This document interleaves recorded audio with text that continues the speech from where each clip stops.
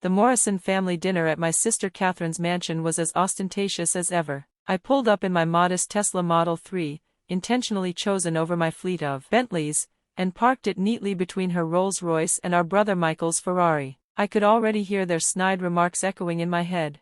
I adjusted my simple black turtleneck, a custom Tom Ford they'd no doubt assume was off the rack, and glanced at my phone. A message from my CFO flashed on the screen. 3 more Morrison family companies have triggered default protocols. Look who finally crawled out of her little office. Catherine called out across the circular driveway. Still dabbling with that hobby firm of yours, Grace?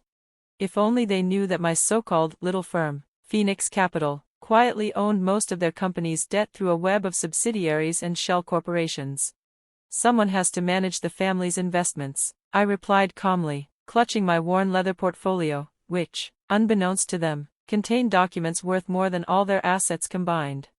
Manage? Michael scoffed, swirling a glass of 20-year-old scotch from my private reserve, which he didn't know belonged to me. Your tiny operation probably handles what we spend on printer paper.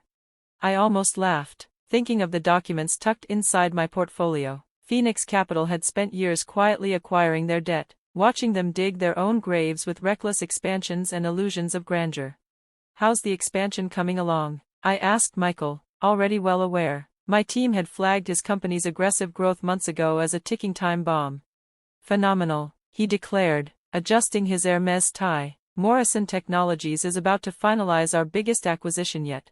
An acquisition that would never materialize, because Phoenix Capital had already snapped up the target company. And my luxury development, Catherine added proudly, gesturing to the architectural plans spread across her massive marble dining table. Groundbreaking starts next month. It'll redefine the city skyline. I nodded politely, though I knew her loans were underwater, and Phoenix Capital held every note.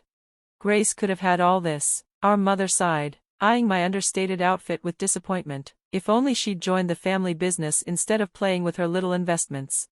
My phone buzzed again. Morrison Technologies bonds downgraded. Morrison Development facing margin calls, awaiting instructions for defaults. Actually, I said, setting down my wine glass, I should get back to the office. Big meetings tomorrow. Meetings? Catherine sneered. What's so important in your little world? $1 million portfolio review? If she only knew Phoenix Capital controlled over $200 billion in assets. While they mocked me, I had built one of the country's most powerful investment empires, right under their noses. Someone has to pay attention to the details, I replied, gathering my things. That's Grace for you, Michael scoffed to his wife, always thinking small. We're building empires, and she's probably still holed up in her cubicle with spreadsheets. My cubicle was the top 3 floors of the most prestigious tower in the city, the same building where, tomorrow, their empires would start to fall apart. Don't forget brunch next weekend, Mother called as I walked away. Catherine's celebrating her new project. I smiled as I stepped into my Tesla. There wouldn't be a celebration. By next weekend, they would finally understand exactly what kind of empire their small-minded sister had built.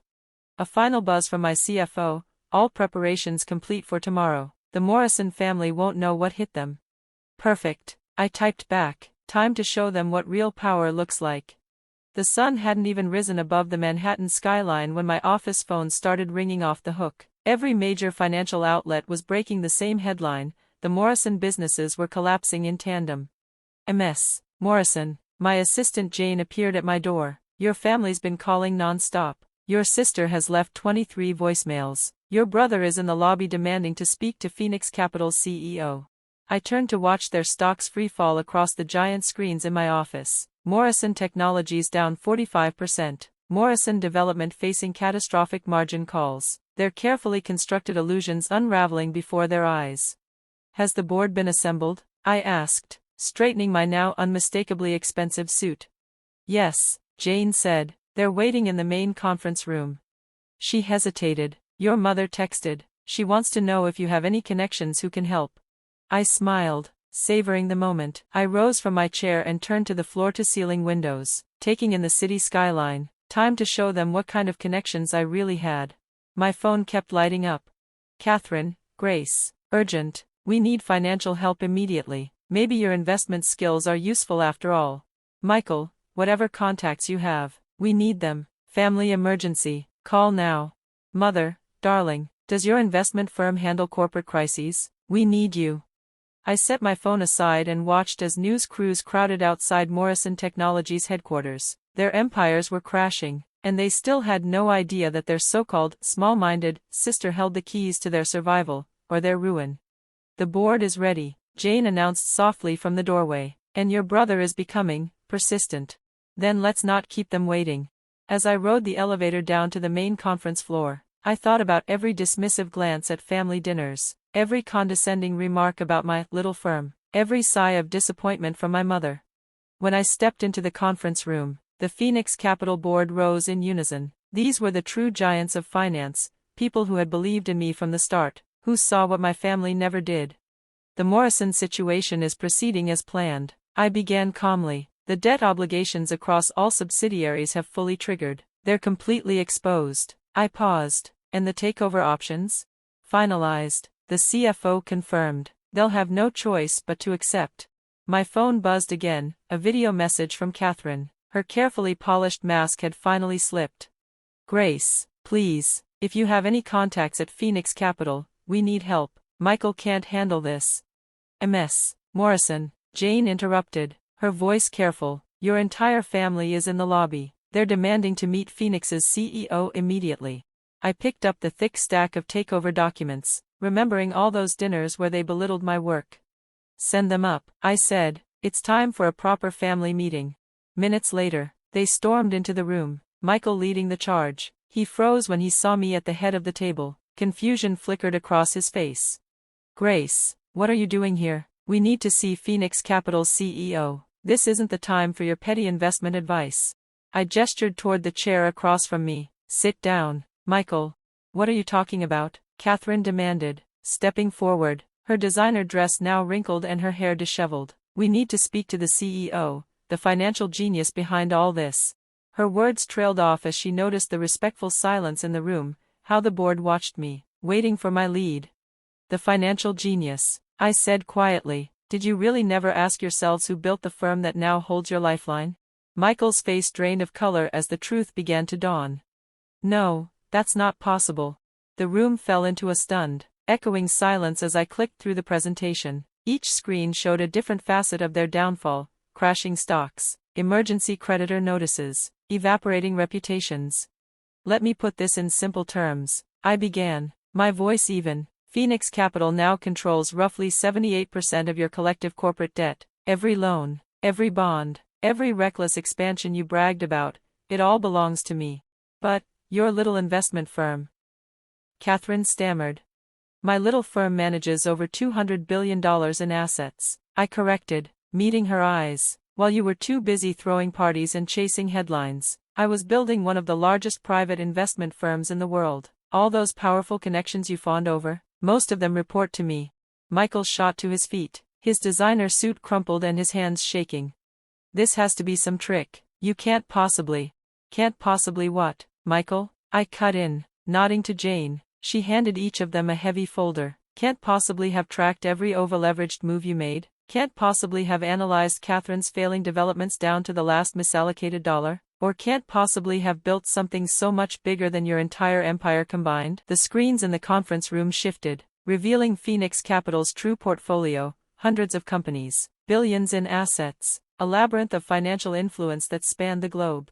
Your acquisition plans, Michael, the ones you bragged about at every dinner, they failed because I acquired the target company first. Catherine's luxury development, those construction loans you're scrambling to refinance, I own them, every last one. Our mother, silent until now, finally spoke. Why didn't you tell us? Tell you what? I let out a low laugh. That while you were calling my work small and insignificant, I was quietly building an empire. Would you have listened? Or would you have tried to take it, like you did with Dad's business after he died? The room went still at the mention of our father. They all remembered the day they pushed me out, insisting I was too cautious, too analytical to help run his legacy. Your companies now face combined debt calls totaling $4.2 billion, I continued, switching the display to detailed financial breakdowns. Money you don't have, no matter how many galas you host or headlines you chase. Phoenix Capital is prepared to offer a restructuring plan. Michael glared at me, his jaw clenched. What's the catch? complete financial transparency, external auditors, and a full leadership overhaul, I said calmly, sliding a new set of documents across the table. You will all step down from your executive positions, effective immediately. You're destroying us, Catherine whispered, mascara running down her face in dark streaks. No, I corrected softly, you destroyed yourselves, with your reckless expansions, your vanity projects, and your obsession with appearances. I'm just collecting what's owed. My phone buzzed with news alerts, each headline more explosive than the last. Phoenix Capital CEO unmasked in Morrison family showdown. From black sheep to billionaire, Grace Morrison's stunning rise, the sister who conquered her family's empire. The press is waiting downstairs, Jane informed me quietly. They're especially interested in how you built Phoenix Capital while your family wrote you off. Let them wait, I replied, turning back to my family. We're not done here. I walked to the window, surveying the skyline, my true empire, glowing beneath the evening sky. You have 2 hours to sign the restructuring agreements, I said without turning. After that, we call the loans and begin bankruptcy proceedings. You can't do this to your own family, Mother pleaded, her voice thin and desperate. Family? I turned slowly to face them. Was it family when you dismissed my firm as a hobby? When Michael spread rumors to sabotage my investor meetings? Or when Catherine mocked my tiny office while taking loans she couldn't repay? The screens shifted again, this time showing a final summary, every dollar they had borrowed, every debt they leveraged to keep up their fragile facades. Think of this as a hostile takeover, I said evenly, one you never saw coming because you were too busy laughing at my little ambitions to notice I was overtaking you. By nightfall, I stood alone in my office, watching the city lights flicker to life. The restructuring documents were signed, their empires were mine. The media storm outside was in full swing. The narrative of the overlooked sister who now controlled her family's destiny dominated every headline. Your family has left the building, Jane reported gently, stepping inside. But, your mother left this for you. She handed me an old photograph, me on the day I opened my first tiny office, bright-eyed and determined. In the background, my family stood, unimpressed and distracted. Frame it, I said after a pause. Hang it beside this quarter's earnings report, a reminder. Success never needed their approval. My phone buzzed again, angry rants, panic pleas, last-minute bargaining attempts, all too late. Then, one message from Catherine caught my eye. I understand now why you let us underestimate you. You were building something real while we were only pretending to be extraordinary. I set the phone down and looked out at my city. They had spent years trying to diminish me. Tonight, they finally saw me, not as the small sister, but as the architect of their fate.